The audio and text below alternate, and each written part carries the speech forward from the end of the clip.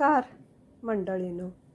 आज आपण सर्वजण भक्ती, श्रद्धा आणि निसर्गाच्या सौंदर्याने नटलेल्या पवित्र श्रावण महिन्याचे मनापासून स्वागत करूया. आणि त्या स्वागतासाठी मी एक खूप सुंदर पण तितकी सोपी झटपट बनणारी रांगोळी काढली आहे. तर ती रांगोळी काढताना आपण श्रावण महिन्याविषयी थोडं बोलूया. ओम नमः शिवाय. हिंदू पंचांगानुसार श्रावण हा अत्यंत पवित्र महिना मानला जातो. या महिन्यात वातावरणात एक वेगळीच पवित्रता जाणवते.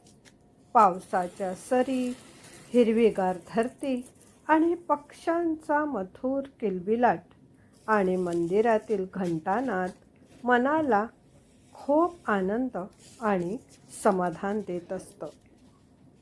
श्रावण महिना म्हणजे भगवान शिवाची विशेष उपासना करण्याचा काळ. श्रावण हा फक्त धार्मिक दृष्टिकोनातून नाही, तर निसर्गाच्या दृष्टीने सुद्धा अत्यंत सुंदर महिना आहे.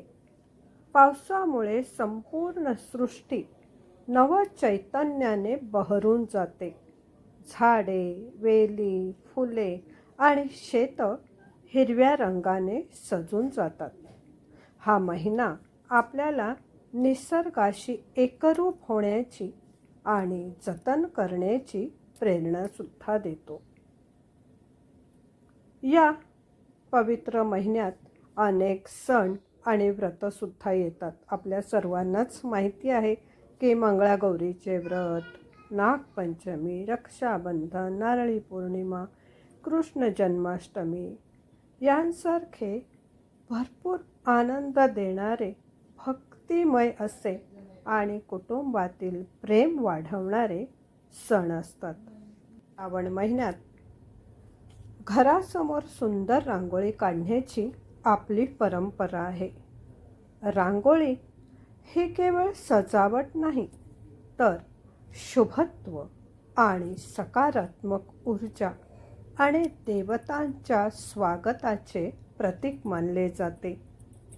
प्रत्येक रेषा, प्रत्येक रंग घरात आनंद आणि मंगलमय वातावरण आणि त्याचप्रमाणे भक्तीची भावना निर्माण करत असतो. आज मी सुद्धा या श्रावण मासाच्या स्वागतासाठी सुंदर रांगोळी साकारलेली आहे. या रांगोळीतील प्रत्येक रंग हा भक्तीचा, प्रत्येक रेषा ही मंगलतेची आणि प्रत्येक आकृती ही भगवान शिवाप्रती असलेल्या श्रद्धेची साक्ष देत आहे. चला, या पवित्र महिन्यात आपण मनातील नकारात्मक विचार दूर करून प्रेम, संयम, सेवा आणि भक्ती यांचा स्वीकार करूया.